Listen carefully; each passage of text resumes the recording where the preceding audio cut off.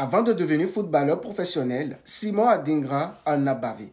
Voici son histoire. Gamin, je jouais dans les rues de mon quartier. Dès le plus jeune âge, le football était ma passion. Je voyais le parcours des grands frères comme Didier Drogba et je voulais les imiter. En me voyant jouer dans la rue, une connaissance m'a dit « Simon, ce serait mieux que tu sois encadré dans un centre de formation. » J'ai alors rejoint un centre d'Abidjan où je m'entraînais 2 fois par semaine, les mercredis et les samedis, tout en continuant mon parcours scolaire. Un jour, un coach est venu voir mes parents pour leur dire qu'il connaissait une académie de foot au Bénin.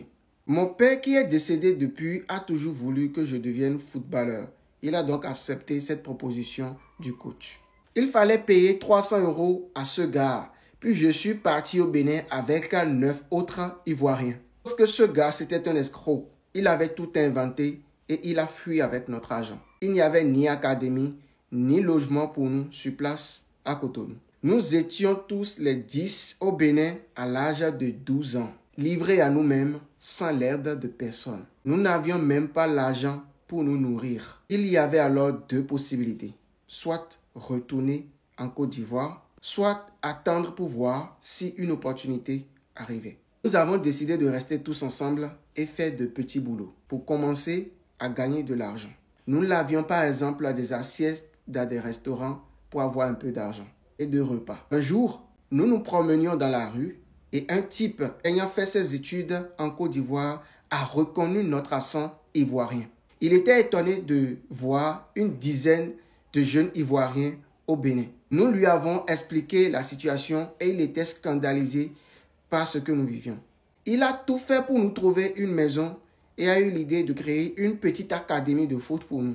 Au fil du temps, d'autres joueurs se sont ajoutés à nous et c'est devenu une véritable académie de foot au Bénin. Un jour, il a vu sur internet qu'un tournoi de foot avait lieu à Accra, au Ghana. Et nous sommes allés jouer là-bas. Je suis toujours en contact avec lui. Il est d'ailleurs venu me voir jouer en début février de l'année dernière.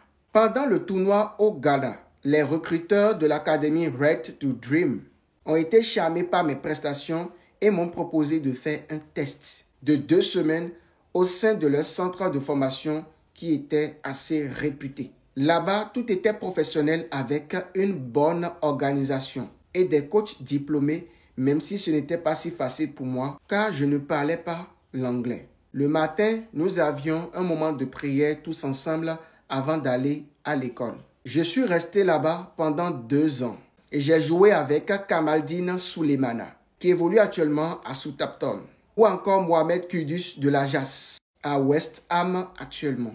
C'est un témoignage rapporté par François Garit. Comme vous pouvez le constater, à cœur vaillant, rien d'impossible. Croyez en vous.